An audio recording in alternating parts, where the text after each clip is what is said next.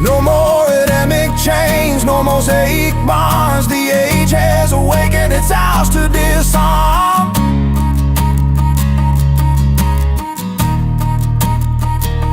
Silence is golden when the truth's on the line.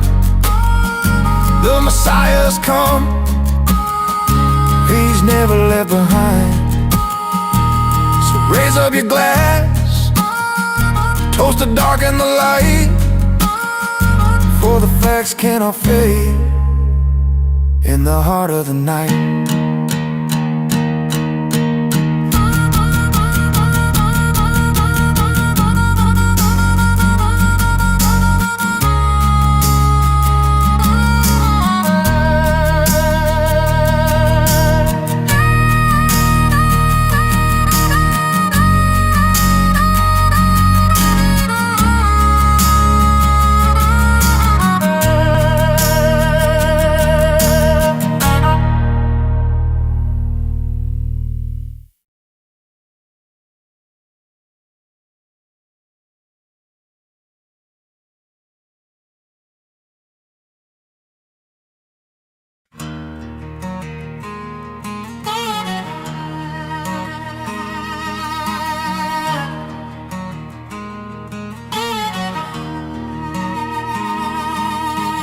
Dust on the road where the stories lie,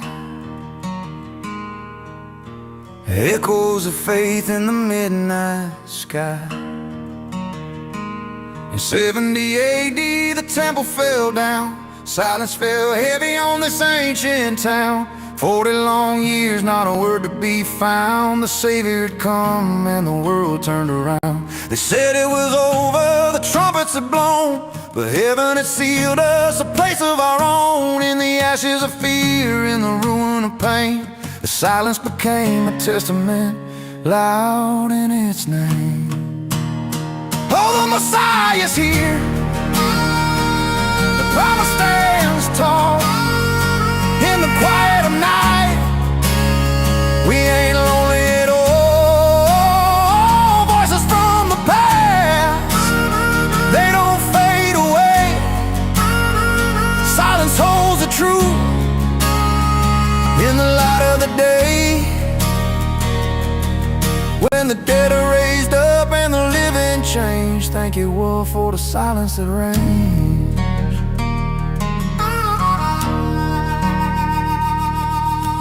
He told us plain in the first century's pride that the world would shift and rearrange in time.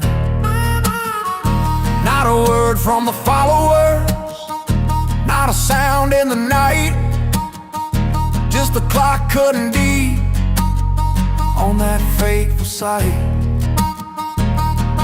Oh, when Nero's rage was short-lived and grim, for the elect found a refuge, a chance to begin.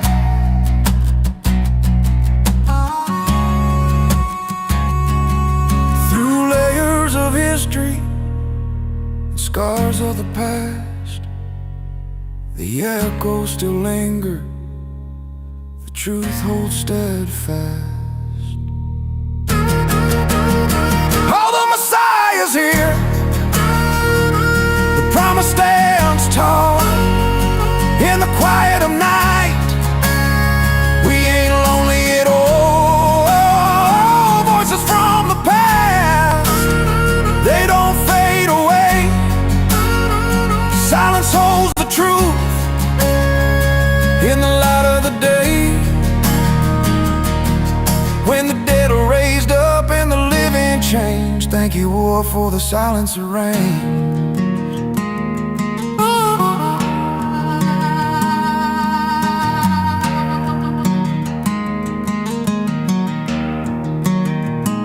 So let the world tremble, let the ages collide, for we carry a fire that will never subside.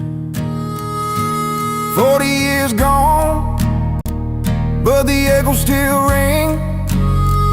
The return of the promise is what we all sing. No more Adamic chains, no No mosaic bonds, the age has awakened its house to disarm.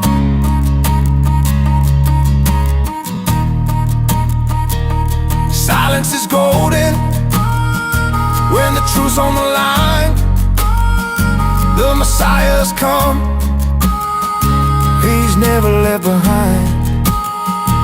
So raise up your glass, toast the dark and the light, for the facts cannot fade in the heart of the night.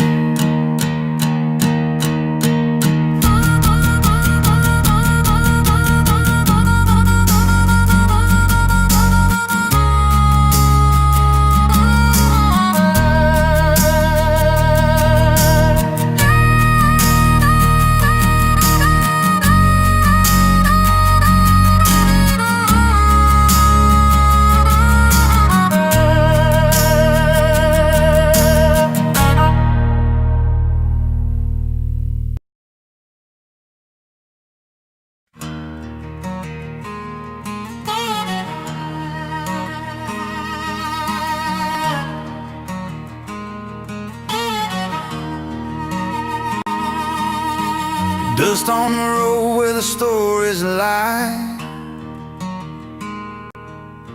echoes of faith in the midnight sky. In 70 AD the temple fell down, silence fell heavy on this ancient town. 40 long years, not a word to be found. The Savior had come and the world turned around. They said it was over, the trumpets had blown, but heaven had sealed us a place of our own. In the ashes of fear, in the ruin of pain, the silence became a testament loud in its name.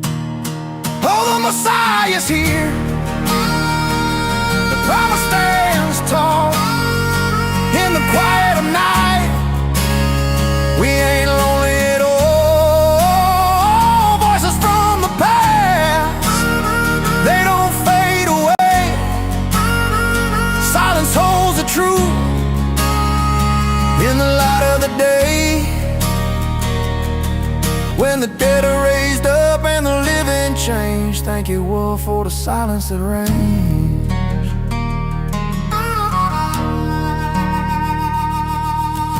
He told us plain in the first century's pride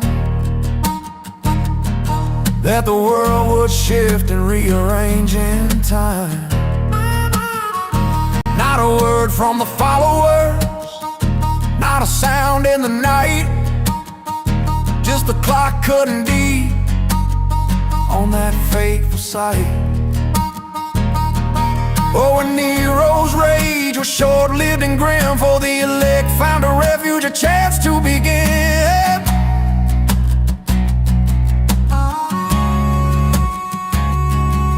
Through layers of history and scars of the past, the echoes still linger, the truth holds steadfast.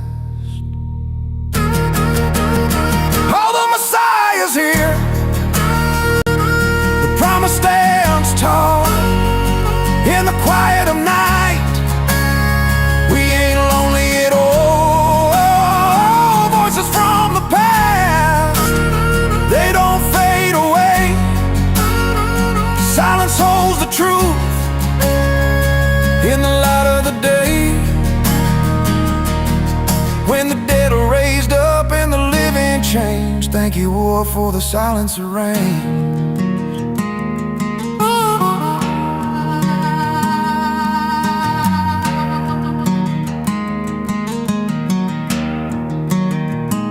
So let the world tremble, let the ages collide, for we carry a fire that'll never subside.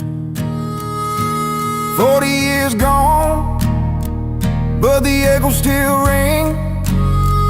The return of the promise is what we all sing.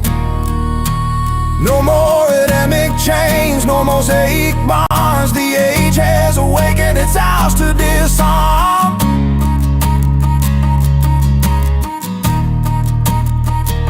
Silence is is golden when the truth's on the line. The Messiah's come, he's never left behind. So raise up your glass, toast the dark and the light, for the facts cannot fade in the heart of the night.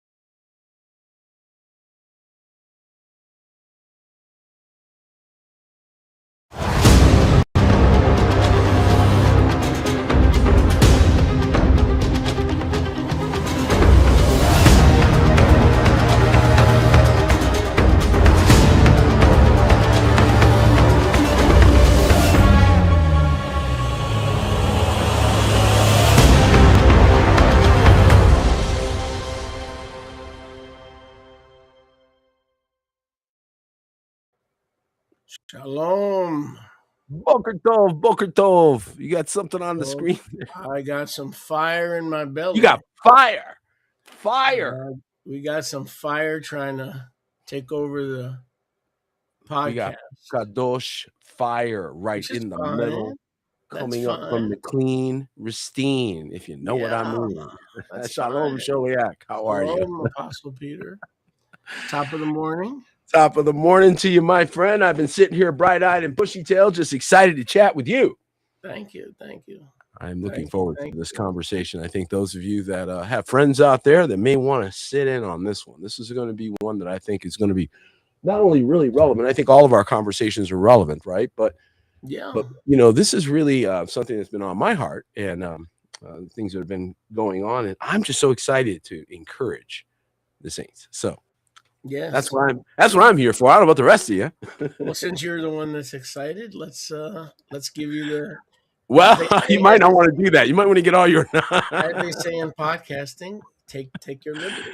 Oh my goodness, my goodness! I found that phrase in podcasting: "Take your liberty." How many out there are learning so much at such almost like a breakneck speed? How many of you feel like you're just being? I'm learning every week. Every week I'm going, wow, I didn't think about that. Wow, I didn't think about that. Yeah, as I prepare for the messages and learn new material, I'm learning every week.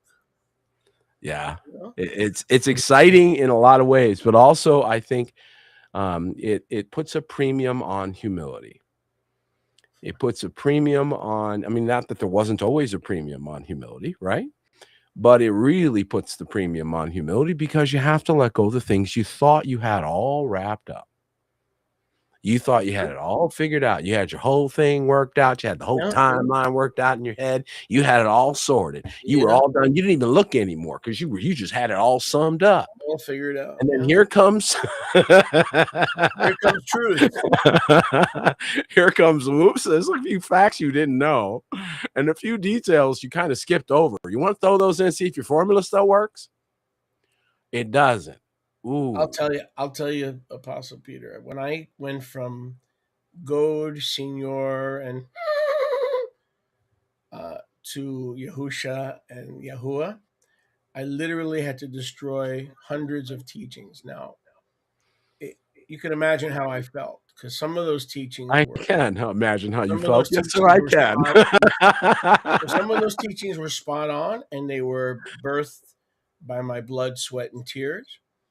But in order not to deceive the people, I had to get rid of them, because the tendency is to hoard them. But that's like hoarding leaven, you know, or like hoarding. That's a good perspective. I guess I hadn't thought of it that way. You know, so but the same is happening here.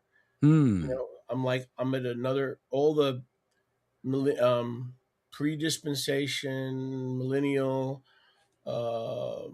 Antichrist. He's returning at the end of the world's going to be burned up the second time. The first, all that.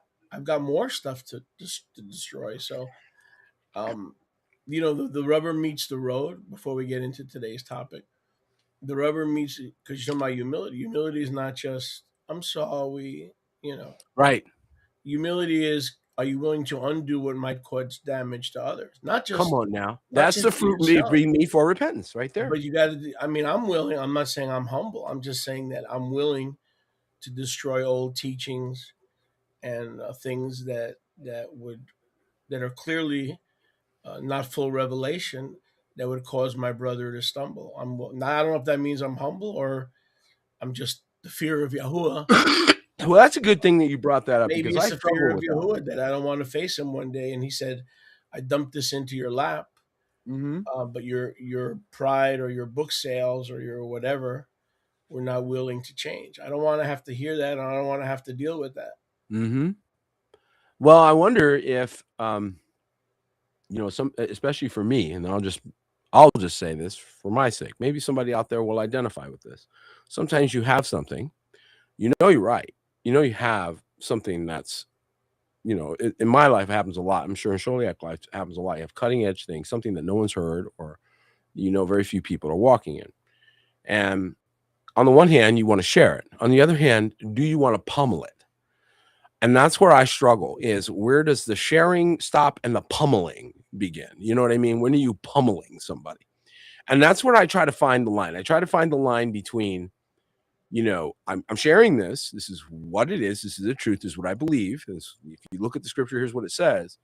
But then there's that pummeling of people, right, that you see out there, especially in social media. And I'm not with that. I'm not with the pummel people. Okay. I'm with answering questions. I'm with telling you what I found. I'm with all of that. But when it starts becoming a pummeling, when they start punching and hitting and verbally, you know what I mean? A verbal beatdown. I'm not down with verbal beatdowns. Right. I'll give you an example. I had the other day, I had somebody post, you're an opinion and you're a false prophet. Boom. Immediately block. Now, in yesteryear, in my younger years, I would have engaged that person. But now, if you're gonna call me a false prophet, you don't know what size shirt I wear, you don't know the price I've paid, you don't know anything about me.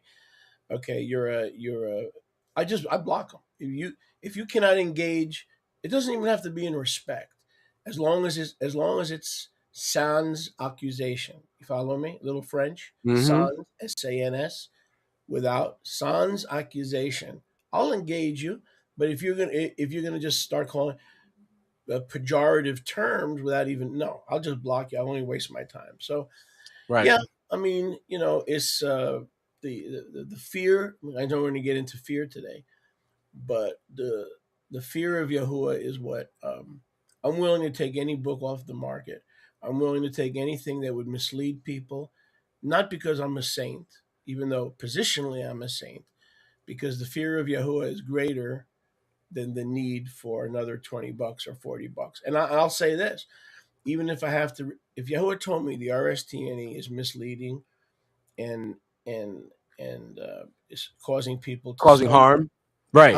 I wouldn't even count the cost. I would do it and let Yahuwah worry about feeding me.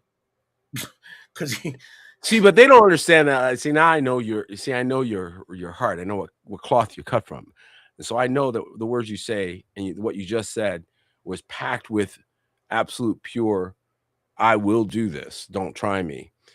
And I don't think most people meet that many people, even in the ministry, that have that kind of heart. So I don't know. I don't think they know what to do with you is more the case. Is they don't know what box to put you in. And that's a good thing. Maybe leave them off balance while they listen. Again, one of the challenges that we all have is as Sholiak has just pointed out, the topic of respect. And he's so modest. He's even willing to work with you if you're struggling with that. I'm not. The king said, "Love your neighbor as you love yourself." That is pure respect. Respect. Love is spelled RESPECT. And so if you're telling me you're a believer and you don't have a moniker of respect, the first thing out of your mouth is a correction, an observation, or a disagreement, you are coming disrespectfully. I don't have to hear a word you say. Right. You could be right, and I can ignore you. Right. You could be right, You need to and I earn can the right. ignore you. You need to earn the right to speak into people. You need to be respectful. Come properly. You know, Well, come respectfully. not only that, you need to earn the right to speak into people's lives. That's another thing is that without a relationship, right? So you didn't cultivate a relationship, you didn't spend any time, but now you want to have influence on that person. Now you want that person to listen to you. Well, now you wish you had spent some time in relationship, because if you had, when you made that phone call, that person would listen.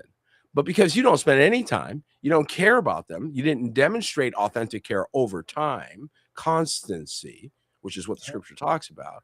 You didn't have that. You didn't have forever on you, but you expect him to stop what he's doing and listen to your temporary self. Think about what you're saying. Why would he want to listen to you? You're sitting in the seat of the scornful. Demonstrate faithfulness, then your voice is heard in the assembly. Right. And otherwise, you sound like a dog on the outside. And the Pharisees lost their right to teach Torah. In other words, you may even have the right bloodlines. That's right. From Aaron. But you had, and I had a situation here many Sukkots ago, and we had quite a few folks, and the guy was not allowed to teach. And one of the things that I said in my message under the sukkah that day was, just because you're called or you think you're called, you have to earn the right to teach Torah. Because if you're not a doer, how can you teach others to be a doer? And the same applies to speaking into someone's life. You got to not only earn their respect, but you've got to put in time. That's like it. You said, relationship. You got to put. That's right. You got to put in some time. But then once people put in 2-3 years investing in a relationship in the kingdom, we're talking about kingdom relationships. Yes. Then I would say don't shut down, because if that person has your best interests at heart, okay, you don't want to shut down. Okay? That's right. So, let's say there are people in the alliance that are getting to know you or getting to know me. So, after 2 years, 3 years, 4 years, if there's something that needs to be fixed, we need to be able to speak into each other's lives. But again, in respect. Like I've told my people for over 40 years in one form or another, you can correct me anytime you want, but I'm going to limit it to this. Don't come at me with your feelings and your emotions. Come with the word, 2 or 3 witnesses from the word, and correct me with honor. Sir, I know you're busy, but I want to show you an area that you might be off about, and come with the word and with respect, and I will allow you to correct me. If you come with your feelings and you come with your emotions, sorry, I'm not going to listen to one word you have to say, even if it is from the Father. How's that? If you want to correct a shaliach or a pastor or an elder, come with the word. Yeah. Don't come with your feelings. And don't be mean. Maybe the person really is wrong, and maybe you really are being brought to help. Isn't that a wonderful thing? First of all, shouldn't you be honored? Now, let's start with what you should begin with. Let me help you out. Let's say you were going to go talk to the sholiach. Everybody, I'm going to pull you aside real quick, okay? Let's say you want to go talk to him, all right? Let me help you out. First of all, respect begins with his abilities, his qualities, and his achievements. These are things you cannot take from him. These are not things conditional upon whether he agrees with your latest point or not. What you are about to deliver is irrelevant to those things. Respect is already there. It should already be there, not because of what he may or may not agree with you. That's not the condition. The condition is, what has he already accomplished? What is his already demonstrated qualities? And what has Yahuwah given him for abilities and an office, right? So these are all things that are already pre-established. In fact, the only reason why you're calling him is because these things are pre-established. If they weren't pre-established, you would have no need or feel no compulsion to come correct him. Okay? So the very fact that you're coming to bring something says, by the way, it's a compliment to the fact that he's special. Okay? So the fact that you're coming tells him just how special. Now, how do you come? With respect. If you come with respect, and the fourth thing you do, not the first, the fourth thing you do is I do have a couple of things that I want to share with you. After you've already shown this respect, after you've already been respectful, are you kidding? That's like setting the table. Of course he's going to listen because you've demonstrated that you're not adversarial. You're not a demon dressed in a human, okay? You're a person that might have a question or whatever, but you're not coming disrespectfully. That is critically important versus the person who, because out of the abundance of the heart, the mouth will speak. Watch this. The first thing out of their mouth is a correction, an observation, or a disagreement. You are absolutely right to shut that voice down. Zero love present. They are competing with you. Right. And they don't know you. They spend no time with you. It's a competition now. It's a tree of the knowledge of good and evil. Sorry. No, you're right. 100% right. Like the people in our assembly, and like the people in your assembly, we're familiar with each other. We go through good times together, bad times together. We watch sports together sometime. We hang out together. So I don't watch sports anymore. I know you don't, but we do. But we earn the right. All things in balance. Yes. We earn the right to even to not to ridicule, but to joke with each other. I mean, joking with each other is a sign of being at ease with somebody. So, yes, like the people in my assembly, when they first get here, they think you're picking on me. You don't have love for me. How come you're always like I do with Yoshi, right? Or like I do with Nechem. Yeah. Right? You got to get used to you, though. That's it. I started to do that with Marilyn and Amos and everybody else. In other words, from the world, we've been so beat up and abused by people making fun of us. Yeah. That when it's done in the kingdom, that to me, and I don't understand everybody. I don't expect everybody to understand it, but that means I like you and I'm comfortable enough with you to allow you to laugh with me or sometime a little bit even at me, but as long because I know the respect is there. Right. You could laugh at something I do or did, but I know who you are. Right. Some idiot on Facebook that says, "Hi, my name is Bobby Lane Joe, and you're a false prophet, and you suck. Bye, goodbye. You're not going to get the time of day." Thanks. But see, but the people in my ministry have learned that if you know the word kibbutz, right? Right. The Yiddish word kibbutz, which is like Josh with them. If I kibbutz with them, they know that I like them, that I'm not picking on them. Right. But when you come in here, you think, wait a second, he's always firing Yoshi, right? I fired Yoshi like 400 times.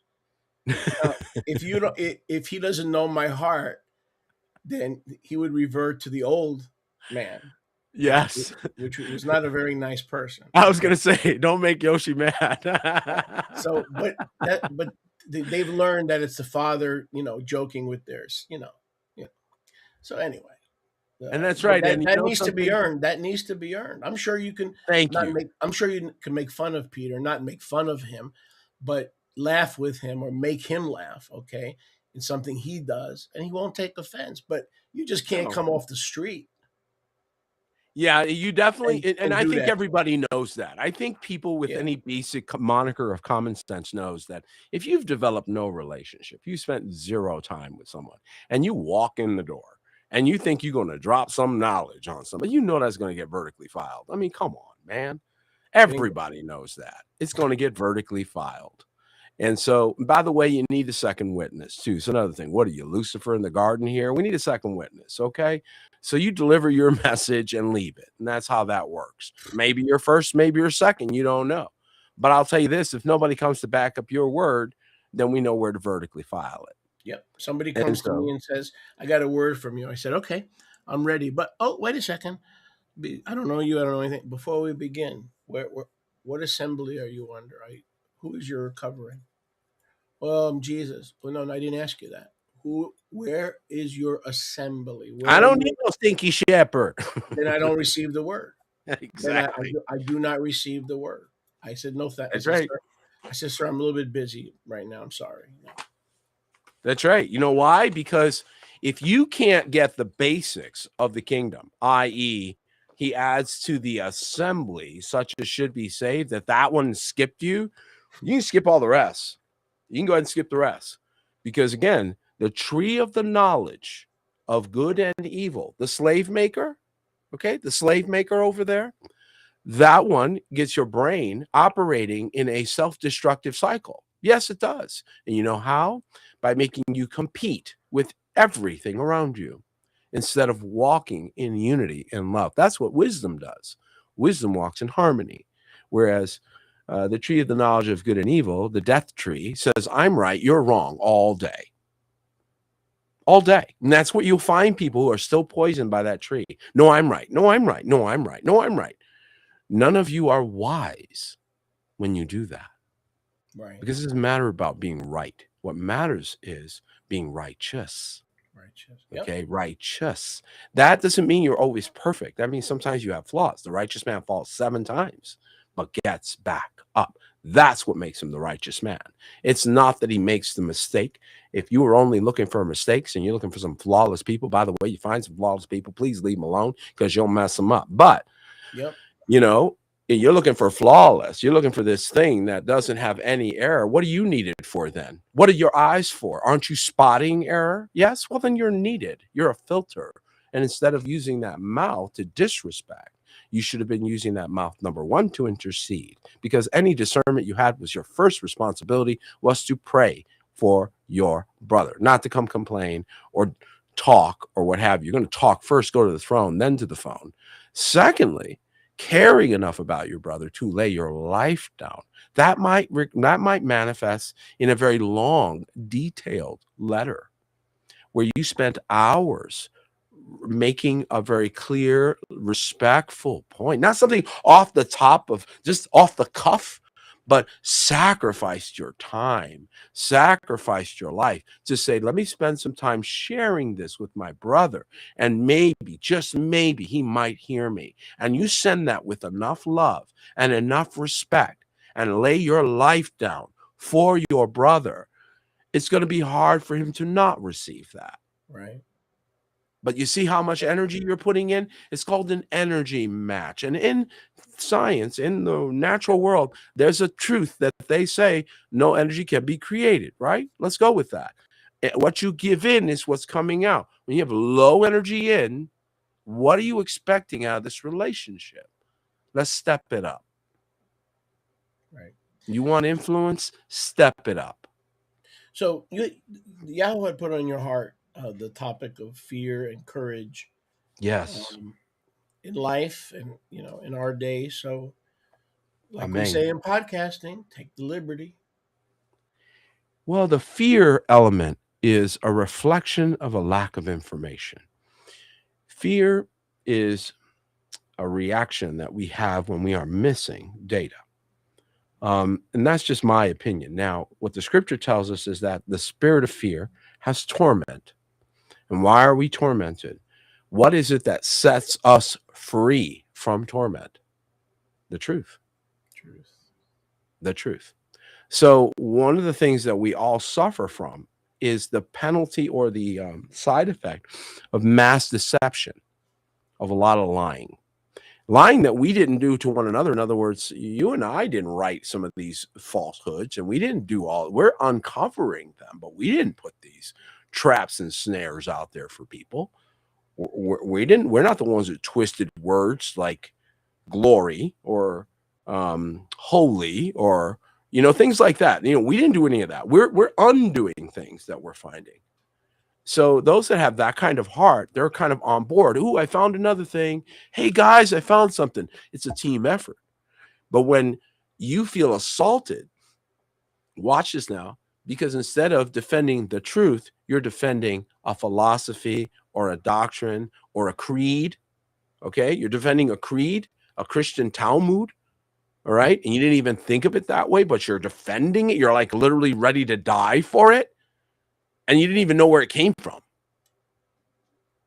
That kind of stuff is what I believe is inducing even more fear, more uncertainty, because there is a rejection of truth that would set them free. But isn't the core of fear, one of the cores of fear, insecurity? Insecurity is common sense when you have fixed points that are wrong. So sometimes your insecurity is just good common sense. I hate to say it like that, but sometimes you're insecure because you are insecure. You're standing on sand. I wouldn't want you to feel secure standing on sand. Let me rephrase that. So let's take it into the medical arena. Okay. So I have literally, I'm sure the average person listening to our podcast today, when they hear, especially as you age, when they hear a bone or there's a diaphragm pain or your pectorals are tight, they're pulling, we could swear that we're on the way out, we're going down, we're going to die within a couple hours. I mean, if I had to look back, I'm sure I'm speaking for a lot of people. The slightest thing we hear or we think we hear in our temple, and then the insecurity of Yahuwah's in charge, the insecurity, and even if or what if, and then fear kicks in. That's something I deal with all the time, and then I have to remember, in a best case scenario, I'm with Yahuwah. In a worst case scenario, I'm with Yahuwah. But there's a lot of fear, but just hearing things that are not the big one, Mm-hmm. Mm-hmm. but you're convinced, woo, I was close. Maybe you weren't close. Fear. Fear is crippling. Here's one for you. How many times, in the previous decade, not this one, go back a whole decade. How many times in that decade did you feel like, oh gosh, mammy, I'm coming, right? You didn't know. Elizabeth. Right? Elizabeth. Red Fox. Right? I'm coming to join you, honey. Yeah, you didn't know when. You're like, oh my goodness, right? And then here you are, 2026. So I think that right in and of itself tells you that our enemy loves to try to scare us and try to put us in a state of perpetual fear. Yeah. He loves to threaten us. This is one of his favorite things. He likes to come, I'm gonna. You ain't gonna do nothing. Nothing. Without okay? Yeah. You gonna talk is what you gonna do. You gonna burn is what you gonna do. But you ain't gonna do nothing else. And see, when they lose the intimidation factor, by the way, the devil's a bit of a bully, right? And so one thing I learned as a young man is you have no choice but to step up to a bully. You have no choice. And when I did that at 17 years old, I had to step up to a bully, and my life completely changed. Literally from that moment, I went from an introvert who was almost scared of his shadow kind of thinking process to I'm done. I'm done letting this bullying thing, I'm done letting this happen. And I'm not a bully. So I, of course, did not want to hurt the person, but I wanted them to know that the days of them hurting me were over. How do you apply that to the spiritual realm? Because you have to let your enemies know, listen, you cannot cast every devil out of the earth. You cannot throw out every demon. You cannot, some people think they're throwing everything into the abyss. You guys don't read your Bibles. But let me just tell you this. What you can do is own your space. What you can do is own your spot. You can own the borders of your land, the borders of your property, the borders of that which belongs to you. You cannot change the fact that outside the gate are dogs. If in the New Jerusalem outside the gates are dogs, shouldn't be shocked if outside your gates are dogs. Just saying. But since we're apostles at the gates and we approach this from a unique up-down perspective and down-up. That's right. So how would you address fear? Because fear is our topic for today. How would you address the laity's fear of leadership or the leader's fear of the people? Like I've known many pastors, you were talking about being bold and courageous and learning as a child. I've known many pastors or leaders that to keep the sheep, to keep the money, whatever, they will not confront. And confronting, you cannot be in the fivefold without learning how to confront firmly and in love. I mean, not confront to bully, but to keep order. Something the Sholiak and I know. Do you realize there's a lot of sheep that are afraid of you, Peter? Yes. There's a lot of sheep that are afraid of me. And so how do we overcome that? The fear of the sheep toward the leader and the fear of the leader toward the sheep. what I do, just let me throw something out there. I eat with the people. I laugh with the people. Hmm. You know, I have a glass of wine with the people like twice a year. I don't drink. Okay. No, but I do them 2 or 3 times a year when I'm in the mood. So the point is, I'm one of the people. I Right. find that's one way to overcome fear. But you have to understand, I think you do understand, that a lot of these people that I don't need no stinking shepherd people, Yeah. they're afraid of they're afraid that another leader is going to do to them what the Epstein file people have done in the natural. How do we That's a- overcome? How do we overcome? How do they overcome that fear? Well, I think that's a really good question. I think it's a series of questions that you asked there. One of the biggest things I think we all have to deal with is walking in genuine love. Um, so here's the question that I have to ask you is, when did fear become so important? If you have, so here's my belief, and I'll just share with you things that move me, right? I heard something many years ago that stayed with me. Peril is real, but fear is a choice. And it stayed with me ever since the day I heard that. That one line was a powerful line. And I thought, that's amazingly simple. That's incredibly correct. Peril is very real. We have to all be very concerned about peril. Peril is a possibility. Somebody could hurt you. You could fall off a cliff. You could, do something that would be hurtful to you. Yes, you could. That is true every day on earth. No exceptions. You could walk out on traffic. You could drink something that's spoiled and it gives you botulism. I mean, there's peril everywhere, right? But to walk in fear, that's a choice, because what you're choosing to believe is in your enemy's ability to hurt you is greater than your father's ability to protect you. So it's not that there isn't peril, Well said. okay? But I simply don't have very high confidence in my enemy's ability to hurt me when I have high confidence in my father's ability to defend me. Yes. Very well said. Yeah. He protects me with a jealousy. And if you can't see that, then you just don't have eyes to see. So I don't have to prove it to you. I live it. So that's what I think is the Very ultimate. And well by the said. way, I think it's the number one reason why people get intimidated.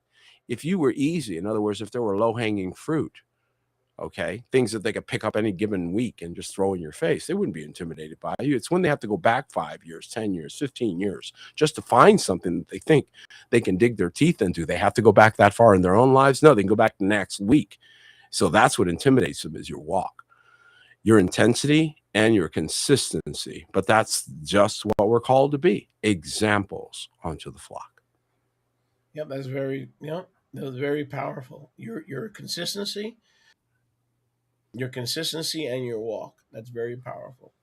That is which they believe they're incapable. I had someone tell me the other day, we're trying to Mm. work with them and try to nurse them back into right standing with Yahuwah. They told me, you know, on second thought, the fear took over.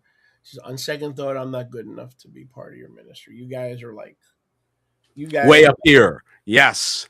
you ever get that? Yes, all the time, all the time. I think that intimidation factor is appropriate. You should be intimidated.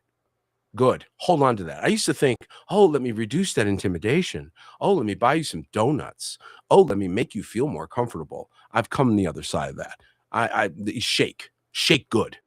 Okay. Recognize that the king chooses people. And if you're not sure, go spell that person's name right in front of them fast for 3.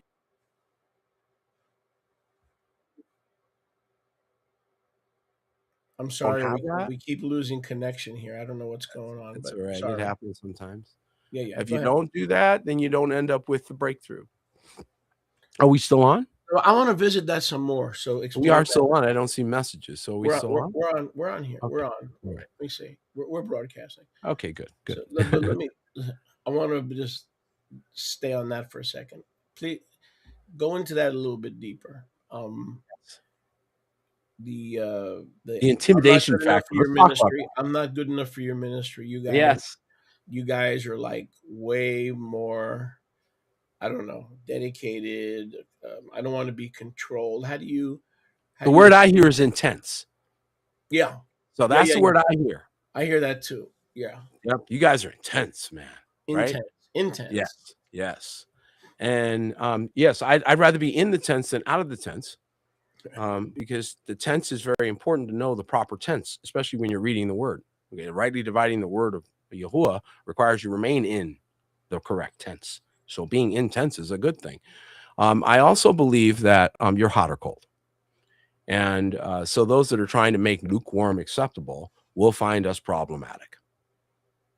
Again, once you discover something is the truth and you're walking in it, right? And that doesn't mean you don't reach back for people that are still struggling. We try to do that. We try to reach back for people that are still, Without surely lowering the every week. bar. Yeah, Without we do this lowering the all the bar. time.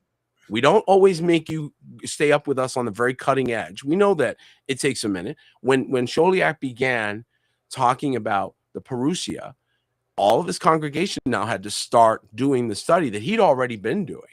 So they had to pick up where he initiated it. That takes time and patience to let them come along, do their processing, listen, go through the scriptures, take the time. You're taking strongholds down, folks.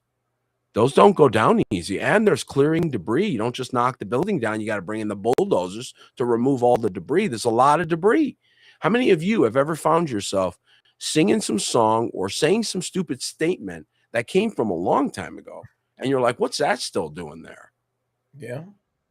Those are fragments or debris from previous stronghold destruction that may still have some rubble around, right? And you got to constantly be cleaning up. This is the walk that we walk. So if you're seeing spotty results, this is what I would be looking at. My advice to everybody is I would look at Deuteronomy 28 and I would say, what are my results? What are my results? Because if I'm experiencing the curse, how many know your remedy needs to be radical? So if you look in that book, the book you got on your coffee table, and you open it to Deuteronomy 28, and you start reading the symptoms of the curse, and you say, this is on my life, this is on my family, my cousins, my brother, my sister, this just happened, I just saw this, and you know it, right? Then you now know that you are under a curse. Now you know what you have diagnosis, right? Now, how do you remedy that? This is what makes it intimidating, because people are looking for the correct remedy and they don't know who to trust. That's reasonable. So the fear That is reasonable. The fear between leaders and their sheep, and between sheep and leaders. So what are some practical steps that we can take to overcome that apprehension? Oh, that's very simple. You guys all ready? It's not going to take me long. This kind cometh not out. Fasting and prayer. That's simple. Why could we not cast it out? Because of your unbelief. But because you have more confidence in your enemy's ability to hurt you than you have confidence in your Father's ability to deliver you. Your faith is on display. Is it healthy for there to be fear between the leaders and their sheep, especially someone who's coming out of a system where they were spiritually abused? I don't know. You tell me. Do you think it would have been beneficial for the people to be? It's a very tough subject. I think the people being afraid of Moshe would have been to their benefit, because they wouldn't have tried to kill him. And when they tried to kill him, they ended up with a 40-year sentence in the wilderness. So do I think that it would have been better for them to have been a little intimidated? Yeah. Yeah. Because had they been, they wouldn't have been sentenced to 40 years. They'd have been more respectful. But because they just thought of him as just another guy. But doesn't intimidation bring on fear? So no, not the same thing. Not fear of Yahuwah, but many times people are intimidated because they know they're dirty. What I'm saying to you is there are people that are fear of me, whether by reputation, right, or by lies or innuendos, and I'm sure that applies to every leader. And then the leader has fear of what the sheep can do to him. They can destroy his reputation. They can gossip, slander, or they can withhold mammon. So, I mean, fear has torment. So how do we remove this torment in the horizontal, but also the vertical? Well, again, the solution is the same in both cases. Fasting and prayer. Fasting and prayer. Why? Because you're going to get closer to the Father, and perfect love is what casts out all fear. So you need to come into his perfect love. You need to understand his love for you is perfect, and it's sufficient. Okay, so Eliyahu did not need anybody else to love him. And it took me a long time to get there. And it's a lonely spot. I'll give you that. It's a lonely place. But when you get to the place where you only need one or two in your life, you really are to that point where you're honed into him that much. Two or three is all you need to agree. And you're already blowing doors open. This thought that you need this giant crowd behind you, all you leaders out there, we got a meeting next week. Don't forget to join us. Sunday, You know, if you think you need a giant crowd behind you, that's a crutch. You need to get through that. Eliyahu did not have a crowd when he did what he was called to do.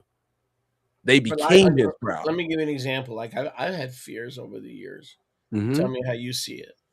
Yes. You know, I'm very guardian oriented in terms of the chemistry of the camp, Mm-hmm. taking the temperature of the camp.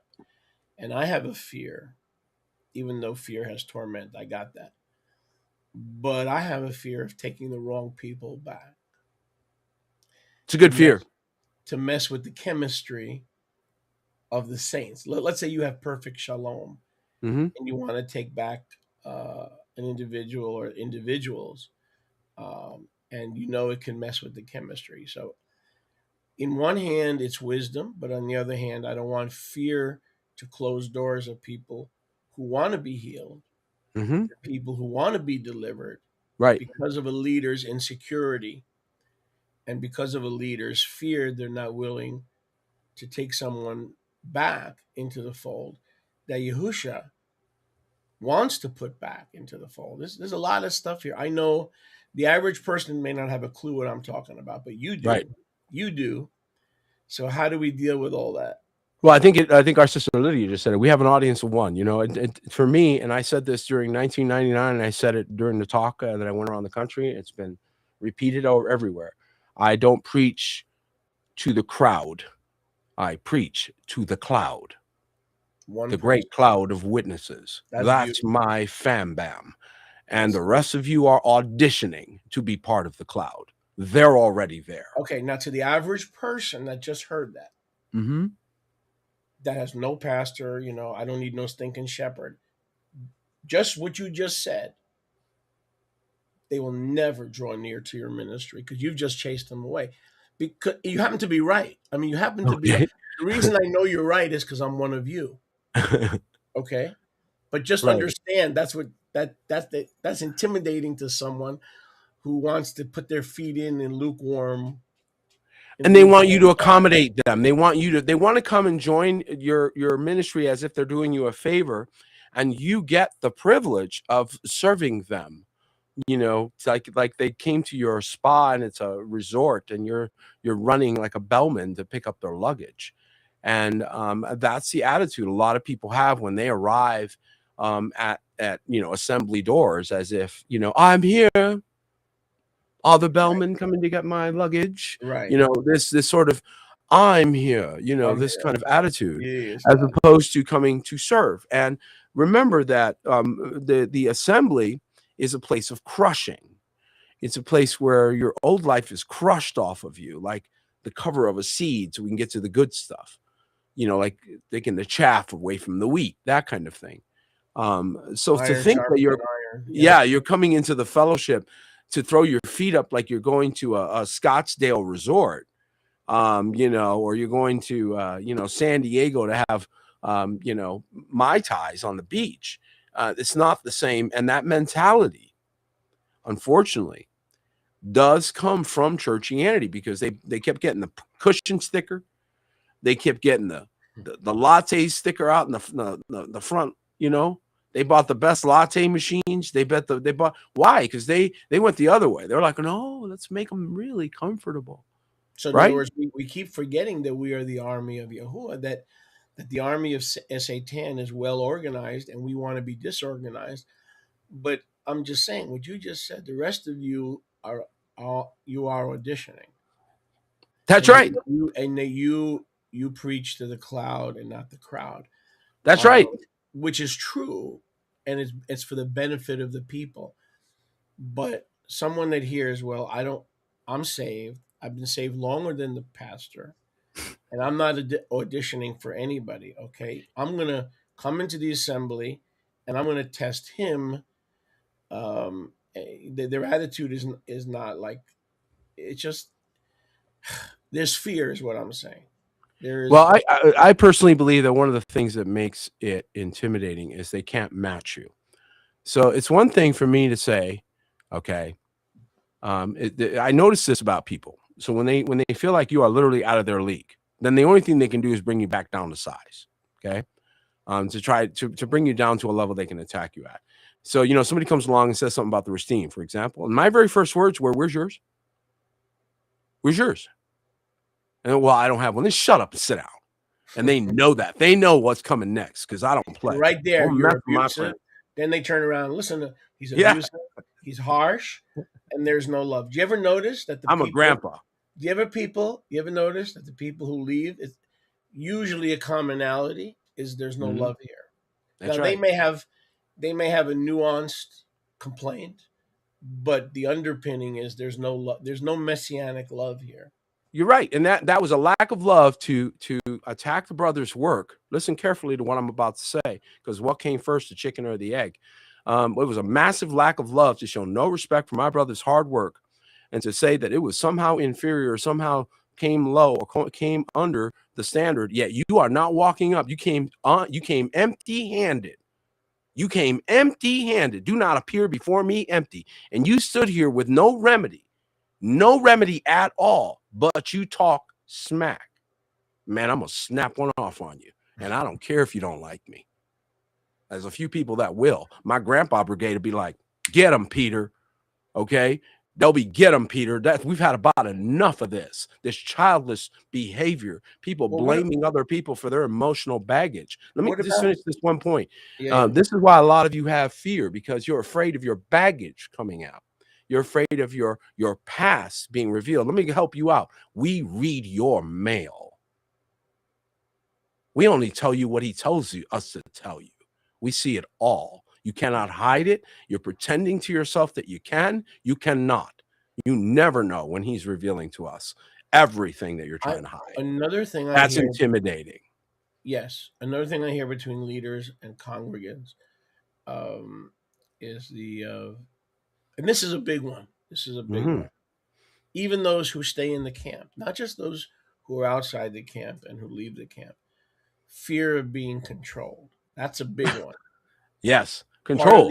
Part of the abuse is like the people that leave here or the people that have voted against me. They're not going to tell you I'm a drug abuser. They're not going to tell you I'm an alcoholic. How many think control is a bad word? How many thought that? They're not going to accuse me of being a womanizer because I'm not. But what they will say, and there's this commonality. Okay? You're a control freak. Correct. That's the fear. I will not go to Peter's. I will not go to whatever. I will not. It's a control freak. Because they're correct. Let me ask you a question. If somebody said about you, he's a love freak, would you be upset? He's a love freak. He just loves love so much. Joy, he's a joy freak. Peace, he's a peace freak. Patience freak, he a patience freak. Kindness freak, you a kindness freak. Man, you just too kind. You got a kindness problem. You just over kind, okay? Meekness, gentleness, just too much. You just demasiado, too much of this kindness. What's the last of the fruit of the Ruach Sholiach? Got to think. Control? Self. Self-control. Oh, wait. The word that everyone thinks is a bad word. Hold on a minute. Auto-control. Hold on a minute. The bad word. Control. Wow, that's a good point. Wait a second. Wow. The problem isn't control. The problem is who. Write that down, everybody. Write it down. Okay. You don't want somebody outside you controlling you. That's correct. You are not a slave. You better tune in to the next 3 weeks of our Shabbat, because I'm going to tear this up. You are not a slave. This is why you resist anything coming from the outside of you. Anything coming from the outside of you, you resist, as you should, because you are supposed to be planted by the rivers of living water, and it's supposed to come from the inside of you, right? So you instinctively know that when something's coming from the outside of you, you are not the one using cognition. You are not the one calculating. You are not the one processing. You are not operating by revelation. You are operating by regulation. And one man's regulation should never become another man's, or one man's revelation rather, should never become another man's regulation, because that's outside them and creates religion.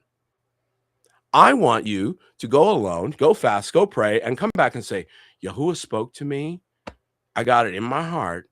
This is my house. Why do you need that? Because I'm not going to be diplomatic. My job is a washing machine. And that's rough, baby. I'm a drill sergeant. You come to me all civilian, and I'm gonna turn you into a soldier. I'm gonna turn you into a champion. And if you don't want that, stay away from me, because I'm a coach, I'm a grandpa, and I will knock that stuff right off you. Come on, somebody. Woo! Hallelujah. Go ahead. The enemy's not happy with this message. Well, I think he wants people intimidated for the wrong reasons. And I think that business professionals are intimidating. I think, Tony Robbins is intimidating. Anybody that has success is intimidating. Anybody that's moving is intimidating. All kinds of people can be intimidating because you suddenly realize that you are coming less than. But here's the difference. The Sholiach will lay their lives down for you to get you where you belong. If they're a covenant person and if they're vulnerably seeking help. That's right. That's why I'm here. We don't have time for phonies. In other words, let me see if I got you, and I can speak for both of us on this issue.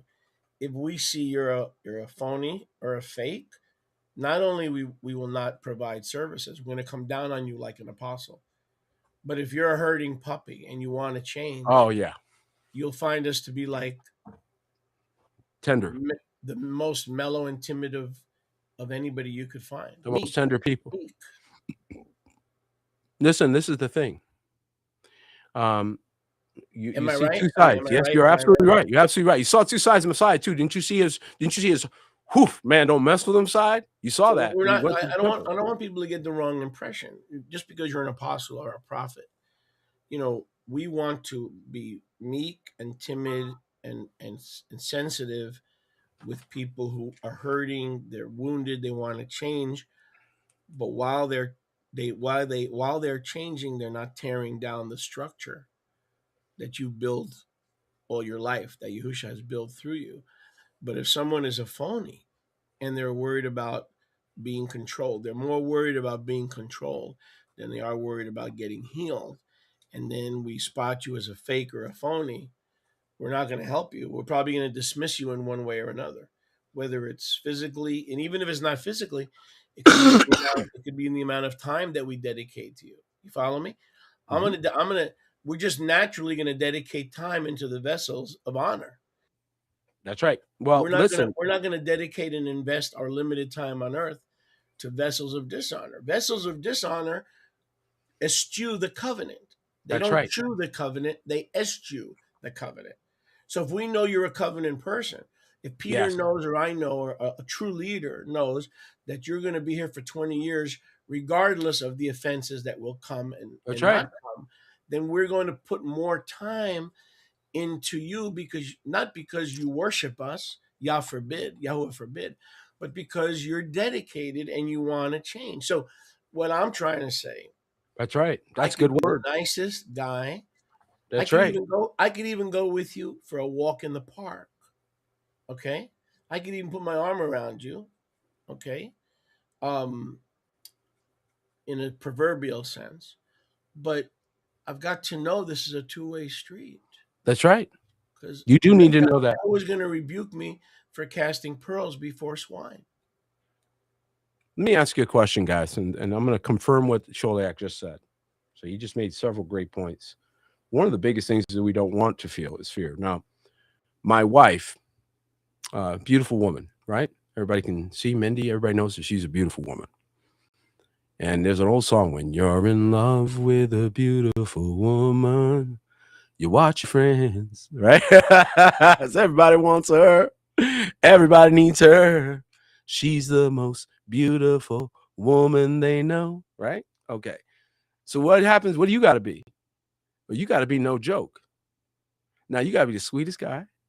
You got to be kind, loving. But let somebody mess with your wife and see if they don't see a different side of you. Let somebody mess with your family. Very true. And see if they don't see a different side of you. Very true. So here's the way this works. And this is where my grandchildren, they know my rule. My rule is nobody gets hurt. They love being with Bappa. They love being with me because they know no one's going to get hurt when Bappa's in charge, okay? Bappa keeps everybody chill, right? And that's my rep with my babies, my grandchildren, with my children, with my family, and those that know me. We keep peace. Shalom is not optional. It's what we do. Now, I will step to you. I have no problem stepping to somebody because there's a peace that can only be found at the end of war, and I am one who will fight it. Sometimes you have no choice but to confront. That happens, but that's not our preference. Yeah. But we have to have that gear. We can't be afraid of confrontation. And I think that's what intimidates, is when they feel like you are toothless, they're not intimidated by you. But when they see that you are a master swordsman, and that if they do come at you disrespectfully or attack somebody in your midst, they might get eviscerated. Yeah, they're intimidated. Good. So you believe that behave yourselves. Right. So you believe the control is an excuse. Like, I don't want to. Yes, it is. It's the last fruit of the spirit. You should never even say that word in a negative way. So if somebody says, the reason I left that ministry is there's a controlling spirit. So the Ruach of Yahuwah brings you into self-control. Go ahead and blaspheme again. Go ahead and use that word again with blasphemy in your heart. That's a very good point. The Ruach of Yahuwah is a controlling spirit. That's right. He controls. He brings in control. You're out of control. It'll teach you how to keep your mouth shut. It'll teach you how not to gossip. Yup. It'll teach you how not to slander. Come on. It'll teach you how to keep your pants and your skirt on. Come on. Control. Come on, brother. Which is why some people leave Yahusha, because they don't want any control. They don't want no control. See, the person that'll leave you because they accuse you of being a controlling spirit, they will also are capable of leaving Yahusha, because the unclean spirit in them knows that submission to Yahusha is control. Listen, I don't care how you feel. You follow what I'm saying? I really don't care. But you know what I care about? They will leave Yahusha as quick as they leave you. That's with my sister. As quick as they leave you, they will leave Yahusha because they don't want to be controlled. If they don't want to be controlled by Yahuwah's government, inevitably they can cast Yahusha off real easy. That's why they want us shepherds taken out, because like take my sister, or my brother, and they come under shelter. They come under shelter, either armed, right? Or they come into an apostolic house. Now you go attack that person like you always do. Except this time they had already joined an apostolic. You didn't know this, but they joined an apostolic house. And then you went and attacked them. Oh, wait a minute. Something changed. What happened? What happened, boo-boo? All of a sudden you found out he wasn't by himself, or she wasn't by themselves anymore. And then all of a sudden somebody said, excuse me?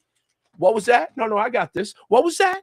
Right. And they're like, oh, sorry, Apostle Peter. I didn't know. No, I got this, sweetheart. What was that you just said? And all of a sudden that intimidation, you know what it's for? You better lay your fingers off that gentle sheep who ain't doing nothing to you. You leave them alone. Now you go play along over there. And all of a sudden the kid that's being misbehaving, he recognized that authority and he says, yeah, you're right. Bro. Yes, Uncle Peter. Right. Yes, Brother Peter. Why? Because they knew they were doing what was wrong. And they don't want you there because they don't want someone to call them out. But love rebukes, my friends. Love chastens. Love corrects. Love will come and talk to you. Okay? Why? Not because they want to intimidate you, but because when it's time to defend what belongs to Yahuwah, you are supposed to be his garden keeper. Yes, absolutely. Woo! That fires me up. I keep my father's garden. I keep it. You come into my gate. What you're saying is the mature sheep realize that they are not, and I harp on this all the time, They are That's right. not to go bowling. They are not to play cards. They are not to play Monopoly with a person that has falsely charged.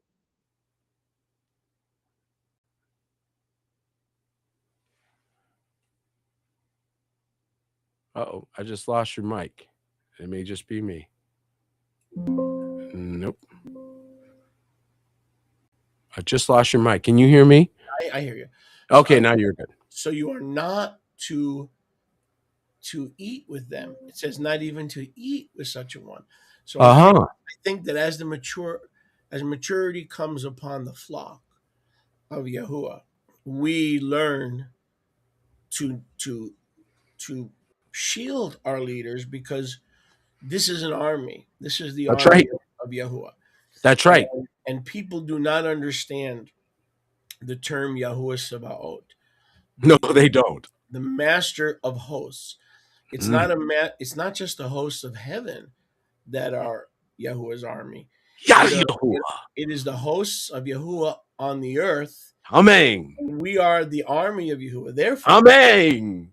When you entertain aught against your leaders, you are participating in treason, because we are not a church of solitaire. We are not a church of blackjack. Oh, that's well said. We are not a church of a bowling league. This is not. We don't join an assembly to go bowling. we are in an army, and you do not dare bring railing accusations against your sergeant or your commander. Nope. Because you will be court-martialed and cleaning toilets, and people don't understand that. Now, so what Peter said today is maybe the most important thing that I've heard in a long time. And you might know something, but when somebody else says it, right? When somebody else says it, it kind of hits, right? Mm-hmm. So that spirit of Yahusha, the spirit of Yahusha, is a controlling spirit. How about that? Self-control. Wait a minute now. Hold on a minute, Sholiak. Let me just go ahead and practice. That is deep, man. Let me process this. Let me process this. Deep, ooh, control is a bad word. Oh, wait, it isn't. Who told me it was? Hold on. Come here, devil.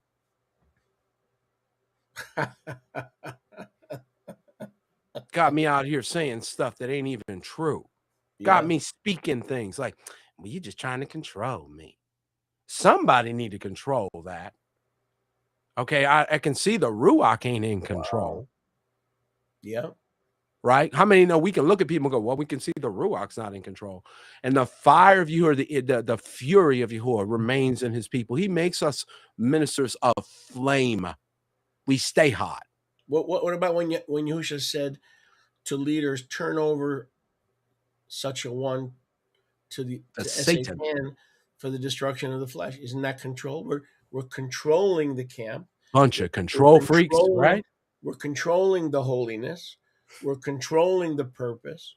We're controlling the vision, so people are not destroyed. Lack of knowledge, lack of vision.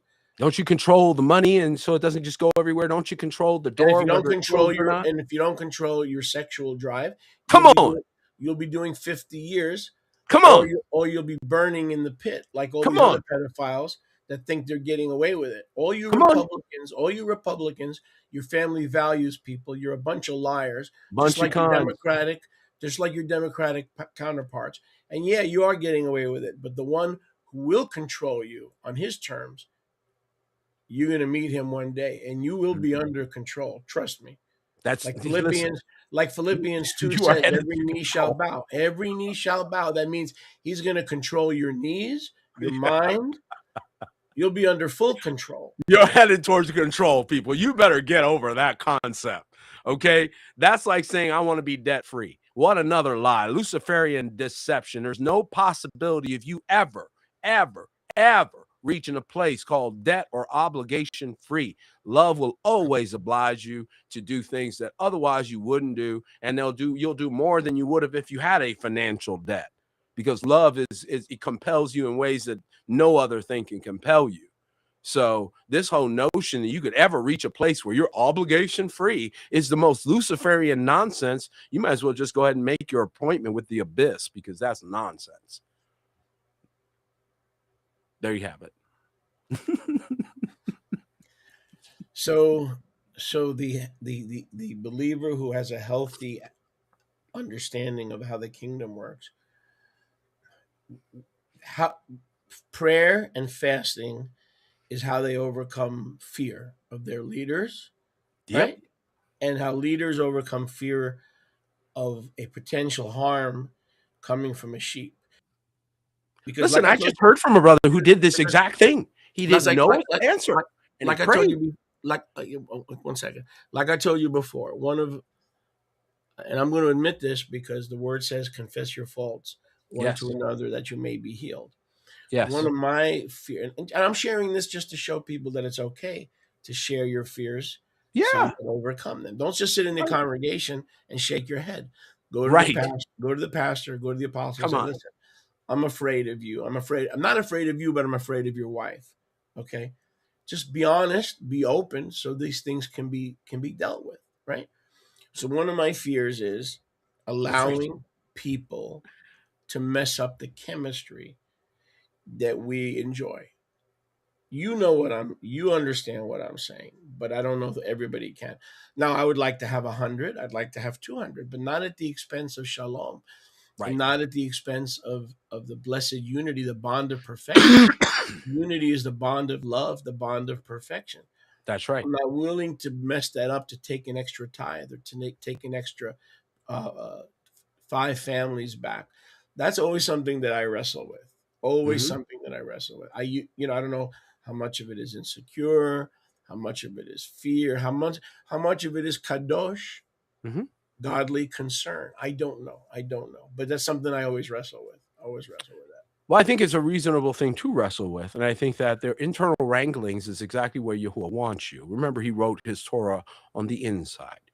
This is, again, I don't want to do spoiler alerts because I'm going to be talking about this for the next 3 weeks. But, the fact is that that's where slavery comes from. And this is what's being attacked against humanity. We're going to go over that. We're going to show you where this attack's coming from. We're going to show you how you're supposed to walk in the Ruach to defend yourself. And yes, you will become intimidating. You want to know why? Because you're no joke. You become intense. A light's not good unless it's intense, especially if it's in the dark. What good is a light that's hid under a bushel? So what you're saying is, as a leader, and I'm talking to leaders, you don't mind. You think there's nothing wrong with people being intimidated by your set apartness? No, I think it's an actual reflection of the fact that you are set apart. By your dedication. Yes, I think that people who try to attack, for example, they're complimenting you. You're complimented by the enemies you have, and so the people that decide that they need to come against you is because you literally represent an existential threat to their paradigm, and you will literally rip apart. The reason why the Pharisees found Mashiach so offensive was not because of any doctrine he preached, but because of the implications. He was essentially destroying their system. That's what they were reacting to, because they had the love of mammon. The exact same reason why they will hate us, because we're telling you point blank and without any hesitation that anything you bring to an altar made with a 3-step rise, tools in a building, and you went to the altar call, you just inherited a curse. How do I know? Let's look at Deuteronomy 28, see if it's manifesting in your life. Oops, look at the symptoms. Oops, look at the symptoms. So if you're not sure if that altar with the 3 steps and the hewn stones and all the things Yahuwah said not to do has any effect, if you're not sure, just take a look at Deuteronomy 28 and see if that's manifested in your neighborhood. And if it's true, then you go, we've got a problem. And that's intimidating as well, because now here's what I find people get very intimidated by is they get intimidated by intelligence. And if you're ahead of them, they get very offended by that. So Moshe was way ahead, and as a result, he offended. Anytime you're way ahead, trust me, you guys all think that's a great place to be. It's not. You get attacked when you get way ahead. And so this is what happens when Yahuwah sends his servants. They get ahead, they stand, everyone else has to catch up. Do you think they're happy? Do you think they're thrilled to find out that they don't have the right altar? Do you understand what that does to their real The estate? whole system collapses. Yep. Oh my goodness, they're upset. And they just said this about the Jeffrey Epstein files. They said if we prosecute everyone, the system would collapse. That's a prophetic statement. That's a prophetic statement. Okay. And this goes to show you the corrupt system, because in their world, they would not prosecute everyone. But in the kingdom of Yahuwah, he will prosecute every single false altar. He will prosecute them. And that's why they're sitting in a curse and a lender among them, not one. So all this churchianity bragging like they're so blessed, they are such liars. Liars. They are not blessed. They are lying. They're all in debt. They are all slaves, and none of them know where the door is. They're walking up to altars that they don't even discern, with trees and stuff all over it. They don't even discern what they're doing, and yet they want to give you advice and come into your chat and tell you what to do. Can you go over what you said earlier? I forgot exactly what it was. Fear versus peril, was it? Peril is real. Perils are very real. So, for example, I mean, it's a dangerous world, man. People get mad. They can get emotional. All kinds of things can happen, right? But fear is a choice. So when you make a choice to do something despite the peril, then you're making a calculated, courageous choice. So what is courage? Courage is not the absence of fear.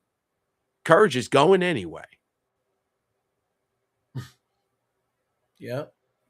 You think I wasn't intimidated anyway. to stand up on the hill? When I went up the side, when I went up on the, when I crossed in 2015, and I was walking up to the Mount of Olives, and the man sitting at the bottom of the hill at the Church of All Nations, and he's sitting there at the corner at the hill where I'm about to walk up, and he's a Palestinian, but man, he looked like a European. His face went so white. I'm not kidding. He was afraid for me. He was afraid for me. He said, "Where are you going, sir? You can't go up this hill. You can't go up there. You cannot go up this. You let me call a cab for you." His face turned white. I still remember this man. And it's been how many years? Why? Because I remember the moment. I'll never forget that moment. And I looked at him and I said, "Sir, I was prepared to lose my life. I was prepared to lose my life to blow that horn." Because I believed, and right or wrong, you can say whatever you want, but right or wrong, I believed the country was in my hands. I believed that with all my heart, that the United States of America was in my hands. And if I didn't make it up that hill, and if I didn't do what I was called to do, that this didn't go well. Now, I don't know if, you might say, well, I don't know if that's true. I don't care if you think it was or wasn't. I just know that that's how absorbed I was in my assignment. And I think everybody that's doing an assignment for Yahuwah has to believe that their assignment is the most important assignment in the world. Okay. And at that moment, every single person, whatever you're doing, if you think of children's church, you better be thinking that's the most important thing to be doing. Whatever you're doing, you better believe it's the most important thing. And so I believed it. I really believed, like I was crying for my country. That's very important what you just said. Okay. And I'm crying for my nation, and I'm crying for my country that doesn't even love me, country that hates me, a country that doesn't care about me one bit. And I'm Puerto Rican. I'm the wrong color, all kinds of stuff, right? It doesn't matter, because I love my country and I love this nation and I love my brethren. And so I laid my life down for them. And if it meant I was going to die on that hill, better my blood be spilt there than sitting doing nothing on a couch. So I figured, well, that's a good way to die. And how many know that sometimes you just got to accept a good death? And so I said, all right, well, if this is my death, I'd rather die here, but I'm blowing this horn. Man, oh man, oh man. I walked up that hill with that resolve, with not an ounce of American clothing on and no money from the United States. I did everything the king told me to do to pass the test of the rich young ruler. I'd given away everything I had so I could go up on that hill and blow that horn. Do you think I wasn't afraid? I was intimidated, but I went anyway. And overcoming it. Yeah. I went anyway.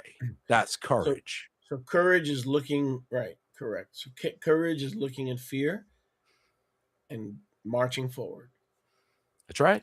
And not looking for an escape, or not looking for an excuse to excuse yourself. In other words, it's not the absence of fear. It is the grabbing it and overcoming it. I still heard my enemy cackling on the side. I still heard him. Listen carefully.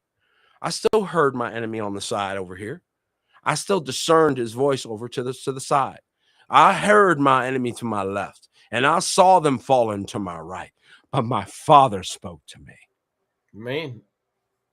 And when my Father spoke to me and said, "You're mine, and I got you. Just keep walking."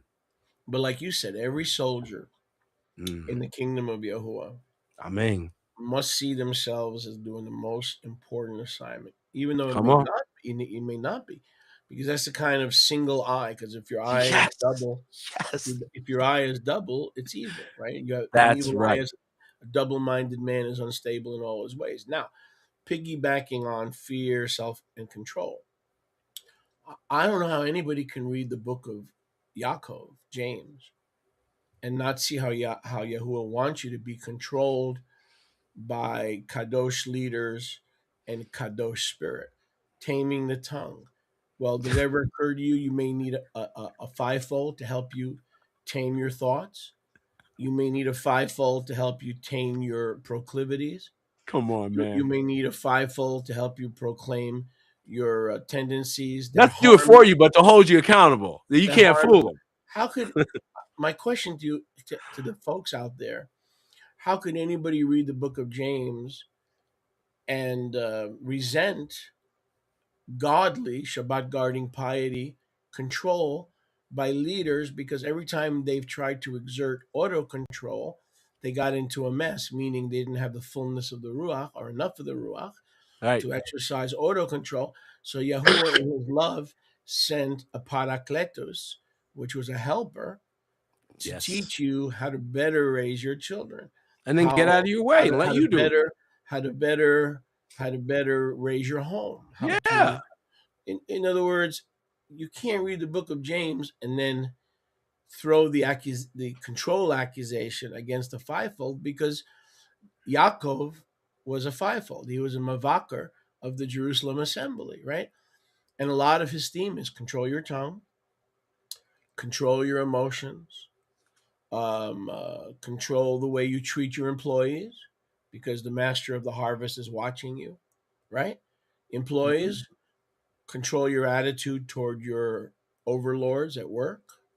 That's right. He wants to be in control of every part of your life. That's the good news. Here's the bad news.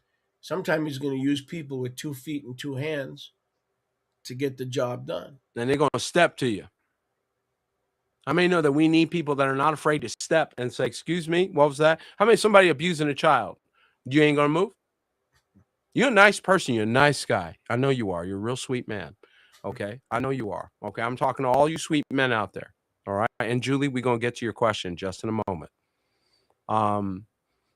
But you see them abusing a child. You're a sweet man. You don't normally confront anybody. Not have a violent bone in your body. You're a nice person, but all of a sudden you're into control. What's going on? All of a sudden you want to control that man. That man that's hurting another child, you want to control him. Isn't that funny how you suddenly want to be a controller? Right? You want to control that situation and keep him from hurting that child, didn't you? So it's really relative, and it really comes down to whether or not you are in control. If you are in self-control, you will not find anybody on the outside of you trying to control you. The key is self-control. Now, Sholiak, good question just come up. Julie, you asked a great question. She was a little bit behind. Even if you figured it out, we still should answer it for those that haven't yet. And Sholiak, the question is, what is this curse that might be on a false altar? Sholiak, would you like to take that? No, you go right ahead. Okay, well, it's right there in Exodus chapter 20. And he gives us specific specifications for all altars. So when you hear the word altar call, okay, or bring your gift to the altar, or come to the altar to pray, which has been used in churchianity since time immemorial. They had Ichabod Incorporated making indoor altars from the 1300s, okay, and continuously bringing in the same issues. And so, again, what is the point of this? Well, controllers want to control people. So this is a different kind of control. They're using witchcraft. So they have to get you to curse yourself. That's the trick. You guys have all figured this out. You figured out in other areas. You just didn't see it here. You didn't see this one. So the altar curse to get you to come forward and reverence something that Yahuwah told you not to do is a direct disrespect to him. Plus, it's essentially idolatry. Okay, so it's essentially the same as idolatry before Yahuwah. I have it up on the Okay. screen for our sister. I have it up on the screen. You want to read it? Yep. And so he says, you shall not make besides my Aluahayam of silver, neither shall you make for yourselves Alahim of gold. An altar of earth you shall make for me. So he's saying for me. For me. If it's for me, then it has to be an altar of earth. Now, if it's for you, that's a whole different thing. Go make whatever you want for yourself, for your false gods. He's already making this very clear. Look at verse 23. Who's he against? False gods, right? So this is idolatry. He's dealing with it squarely. Then he says, an altar of earth you shall make for me. You shall sacrifice there your burnt offerings, your shalom offerings, your sheep and your oxen in the place where I recorded my name. There I will come to you and I will baruch you. If you will make me an altar of stones, you shall not build it of cut stones. For if you lift up your tool upon it, you have polluted my altar. So neither should you go up by steps to my altar, that your nakedness be not discovered. I mean, they literally went and took this, Sholiak, looks like a checklist, and they went. Did the opposite. They did the opposite. Doesn't it? I mean, this looks like a certain doctrine that believes in doing the opposite. Do you know anything about that, Sholiak? About a doctrine that believes in doing opposites? Yeah. It's called And the people that promote such things, you know? It's called Do It Thou Wilt. It's called Aleister Crowley 101. Yeah. It's called the Church Satanism. of Anton LaVey. Yes. Okay, so you're going to buildings. If they said this is a satanic church, would you go? No. Do you think they're going to tell you that? No. They're going to do things, though, that will tell you if you know what to read or how to discern. And then you know you're in a satanic and look church. at the checklist, like Apostle Peter was saying. Look, number one, do not make an altar or go to a worship center where my name is not recorded. Well, we got the J hook. That's check. They do the J hook. Jesus. Okay. Then it says, do not use a tool to construct my altar. Every one of those places, their altars are constructed with tools of all kinds. Next, you shall not go up naked. Well, if you know anything about Calvary Chapel and non-denominational churches, they're pickup centers to pick up booty and to pick up business cards. Okay, and I know that because I was in Calvary Chapel. All right, some of the way that men and women, I'm not going to pick on the women. Some of the way the men and the women dressed there, you might as well thought you were at a construction site or on a nude beach. So everything that Yahuwah tells them not to do, they do. Now, having said that, when we go over to the new covenant in Matthew 5, he leaves us one altar. All the false ones, all the fake ones, we're supposed to tear down and not even visit. But one remains, and that's the one for reconciliation between brethren in Matthew 5. Somebody asked a question, Sholiak. Yep. Somebody says, they're inviting me to a meeting, and I know that they have in that building a false altar. Should I go? What's your counsel to that? It all depends what the meeting is for and how long is the visit, and what's the purpose. And what's that's a great point. Words, is it a funeral? Is it a funeral? I'll give you an example. I'll give you an example. Is it a funeral? You're supposed to honor not only a loved one, but you're supposed to show honor to the family. How do you expect them to come to the gospel if you don't have enough decency to love your neighbor as yourself, right, and have enough decency to show up at the funeral?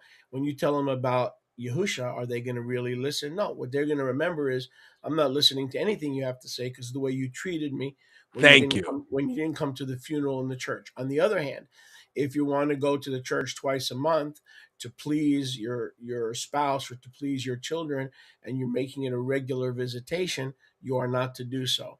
So on an overall perspective, I would say motive, reason, purpose. Is it a long stay or a short stay? Like take Lot, for example. If he had gone into Sodom and Gomorrah to sell bread and eggs and come out, he would have been fine. The fact that he chose to stay there and become a judge was a problem. So all those things come into play. So you need only you can answer for yourself. What is your motive? Are you going there to practice the second greatest commandment of Matthew 22? Or are you going to explore the possibilities of going to an assembly that's non-scriptural, but it's close to home? Amen. What is the motivation? Well, the book of Revelation tells us that he calls us out. Revelation 18. He says, come out over my people. His people. So he's very, very clear. It's about his people. And he says, come out. Clearly they were in, or he wouldn't have to call them out. Now, why were they in there? Well, probably assignment is the purest intentions would be assignment, get people saved. He sent them in to do ministry. He sent them in to heal. He sent them in to try to reach these people. Some of you might find yourself in that situation where he sent you in, and some of you may be on a mission, right? And he sent you into these places for a mission, for a ministry mission, right? And so you say, okay, I can see that, because I can see we're not in agreement with this ministry that we're in, but he sent us here. Like, we know we got a word that he told us to come here. Well, you might be shining your light, right? That's not going to stay. You're not going to probably stay there, but you're shining your light there for a time period, right? You're not there to glean cyanide or strychnine. Right. You're there to try to rescue different situations. To rescue souls. You're on assignment. But here's how you know. An assignment has a termination date. Yes, I was just going to say that. There's an end to it. But a covenant has no end. An altar, a 12-stone altar, is a forever act of repentance or forever act. Whereas if you're called to be a light in the Roman Catholic Church, then it's seasonal. Yahuwah is going to give you. He's going to timestamp it. He's going to timestamp it. When you consider, and that's a great point, Sholek, thank you for that. When you consider that the 12-stone altar, which is here on the line of the east gate, I'm looking right out at it, with a flag of Yahuwah right there, and when you look at that, you see the stones. But what you don't maybe realize is the stones were there all along.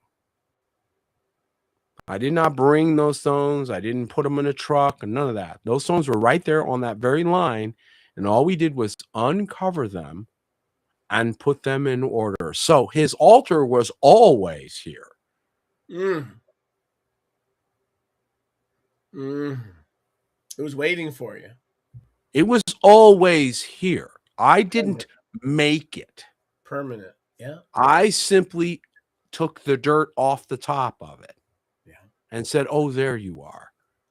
And put it, what Eliyahu did, he recovered or restored what was already there. Selah. Well, here's one that I just thought of. Just maybe it's the listener questions that got my juices flowing. Didn't Yahusha begin to die on the stone altar? Yes, he did. What did he lean on in the Garden of Gethsemane when he began to sweat great drops of blood? What was he leaning? Was it a crutch? Was it a hospital crutch, or was it a stone? Stone. That was a stone altar. Yeah. He was becoming sin, and he had to reconcile to the Father. So his blood had to hit the stone on a stone altar in the garden. Folks, I don't know how to. It was the intensity that some people find intimidating that took me up that hill. It was the intensity that some people find intimidating that caused me to blow that horn. It was intensity that brought me to the Sea of Galilee, and I spent 9 months on the highest point in northern Israel. It was intensity that I was shown multiple blood moons as Remnant House was born. Intensity does all of those things. Without intensity, you don't get it all done. So yeah, you're intimidating because you're not sitting still just with a remote control. And you're not your average Southern Baptist pastor.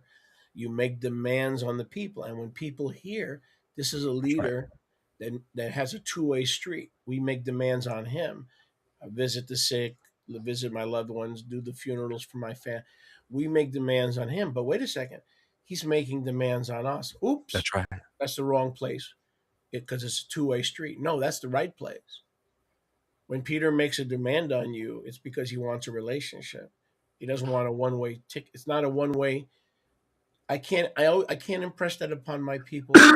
You could ask any of my people. They got this Hmm. down in their potato knish. Okay, they got Hmm. this deep down in their potato knish. Okay, Hmm.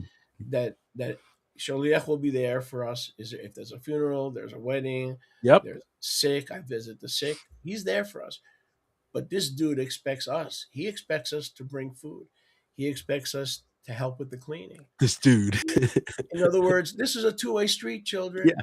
And if you got a problem with that, you're not in the assembly, and you need to take You're a good not. look in the mirror and say, my attitude sucks because I don't want anybody telling me what to do. And in order for me to grow spiritually, I need spiritually leaders that are mature, that are not abusers, telling me what to do. Some There's of so you need few that are some out of of you fear need to because there's fix so your few in the house. face. Some of you need to fix your face Yes. while you allow Yahuwah to fix your heart. Come on. Bring up Ephesians 4 so we can close there. Okay. I know we've gone a little extra time, folks, but I think this has been a really good chat, and I hope this has edified you. And in Ephesians 4, he tells us the purpose of the fivefold, Look, I'm and it's getting there right now. perpetual. It's perpetual. And some may say, well, the Hebrews came to the unity of the faith. Sweetheart, we are still trying to come to the unity of the faith. What verse, We're Peter? let's see. I'll go down. I'll find it for you. Let's see. Let me get it up. Every joint supplies. Every joint supplies. Let's see. All right, there we go. From whom the whole gulf joined and knit together by what every joint supplies. So how do we know you're part and knit together with the body of Mashiach? Well, you would be a joint that's supplying. So it's a two-way street. There would be blood flow. Okay, there would be blood flow. There would be flow to and from your digit, from your fingers. Even though they're very far from your heart, they're still connected. So that's the way a body works, right? How is it that people are weak, sickly, and some die? Well, because they don't discern Mashiach's body. So they're showing disrespect to the very body giving them life. So they put a tourniquet on and then wondering why their hands turning blue, right? So what does it say here? It says, but for every joint supplies according to the working of the member doing its share. Every member doing its share, causing growth for the guf, building itself up in ahava. And who decides what share? Who gets what share? The king does. He's the kingdom- king. He's not running for king. He doesn't need my vote. And that way I don't have to be the one responsible for saying it, which is great because then I'm not responsible for the structure. All I did was repeat what he said. But the king through his surrogates and through his apostles' Yes. gates. Yes. I'm repeater. That's who I am. I repeat. Every once in a while, okay? Every once in a while, Mm-hmm. the master will speak directly from heaven in a prophetic voice or an audible voice. However, most of the time he's going to speak through clay Right to vessels. his servants. 2 Corinthians 4:4. Brethren, we have this treasure in earthen vessels, that Right. the excellency of the power may be of him. What makes his power excellent? It's the unworthiness of the clay vessel. And those are the clay vessels that will give you your assignment. If you don't know your assignment, you come to a leader. He'll give you your assignment and you will be under control, self-control. You'll be under the control that liberates. You're trying to project the control of the world onto Apostle Peter or to Right. another leader, and that's why you have It will fail. you have doubts, you have questions because you're projecting. Right. Any questions, folks, before we let you go? We've been here a long time today. Do I look like I'm in a hurry? Hmm? I got a t-shirt on. Do I You look happy. like I'm in a hurry? I mean, You look happy, man. I do. You're a handsome dude. I heard you had some excitement during the Super Bowl game. I'm glad you made it through That's that. why I'm happy. Let's close with this unless there's another question. That's one of the reasons I'm happy. I want to give since you brought it up, I want to give you a testimony. Make a long Mhm. story short. We're watching the Super Bowl not because we're carnal, but because we're family and we just wanted to hang out. So we were eating and talking and fellowshipping. And then because of a heavy salad dressing vinegar, because salad dressings are very, very dangerous. They go down the wrong pipe, whatever that is. And then, vinegar is strong, very strong. So I started going. This is going on for 30 seconds. So Nehemiah comes over. He goes, Sholiach, you're okay? Most people were sitting in the back eating or sipping or whatever, and they didn't hear me. They didn't hear. He's sitting right next to me. He's leaning over and he starts banging on my back, and I believe is very possible, very, very probable. He saved my life because I don't know how long you can do this. I can't breathe. I'm trying to inhale and I couldn't breathe. I'm guessing that only goes on for 2 minutes, right? Most 2-3 minutes, and I was up to about a minute.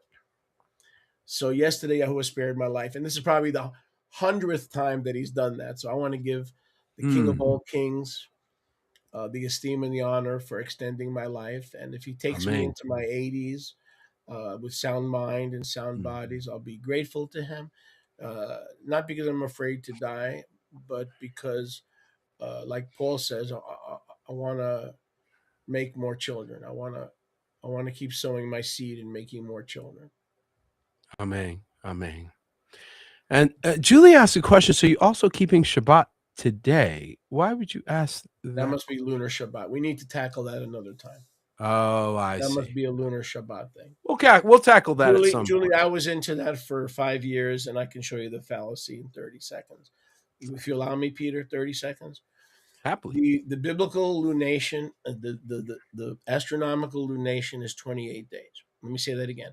It takes 28 days for the moon to revolve around the earth. Now, with lunar Shabbat, you have 6 months that are 29 days, and you have 6 months that are 30 days. Therefore, both the 30-day month and the 29-day month are unbiblical, because if you're really going by the moon, every month has to have 28 days. Problem with that is the year is 364. Enoch is clear, Jubilees is clear. So how do you get 28 times 12 to equal 364? Not only that, on the months that are 29 days, okay, the Chodesh is an added day, so the 6-1-6-1 pattern of the Shabbat, 6-1-6-1. So on the months that have 29 days, you're going to have 8 or 9 days between Shabbats. Let me say that again. Right. On the lunar months that are 29 days, you're going to have either 8 or 9 days between weekly Shabbats. That is a clear violation of Scripture because it breaks the 6-in-1 pattern. Now, we're not being harsh with anybody because I was a lunar Shabbat keeper for 6 years. Right. So I'm not judging anybody. I'm just telling you it's plain wrong. Anything that breaks the 6-1 pattern is plain wrong. That's it. I have to agree. Shalom, everybody. Shalom, we love everyone. you. We love you all. Thank you so much for joining us. Hey, don't